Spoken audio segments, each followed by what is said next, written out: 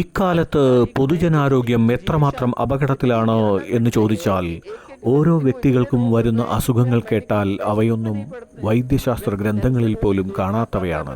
ഭക്ഷണം എന്നത് 2 ചപ്പാത്തിയാണ്, കൂടെ 20 ഗുളികകളും. മനുഷ്യൻ പെട്ടെന്ന് രോഗഗ്രസ്തനാവുന്നു. ഗുരുദേവൻ പറഞ്ഞിട്ടുണ്ട്, അദ്ദേഹത്തിന്റെ പിതാവ് 1930കളിലും 40കളിലുമൊക്കെ എല്ലാ ഏകാദശി ദിവസങ്ങളിലും ആമ്പൽഖേരയിൽ നിന്ന് ഗംഗാതടം വരെ നടന്നു ചെന്ന് വിഷ്ണു സഹസ്രനാമവും ഭഗവത്ഗീതയും വായിച്ച് 42ഓളം കിലോമീറ്ററുകൾ നടന്ന് തിരിച്ചു വന്നിരുന്നുവെന്ന്. അങ്ങനെ പൂജയ്ക്കും ജപത്തിനും ധ്യാനത്തിനുമൊക്കെയായി 42ഓളം കിലോമീറ്ററുകൾ എല്ലാ ഏകാദശിക്കും നടക്കുക എന്നത് അദ്ദേഹത്തിന്റെ ഒരു ശീലമായിരുന്നു. നിങ്ങളൊന്ന് ആലോചിച്ച് നോക്കൂ, ഇക്കാലത്ത് സാധാരണ ഒരു വ്യക്തിക്ക് ഇത്രയധികം ദൂരം നടക്കുക എന്നത് സാധ്യമാണോ? മനുഷ്യ ശരീരം എന്നത് രോഗങ്ങളുടെ ഒരു ആസ്ഥാന മന്ദിരമായി മാറി.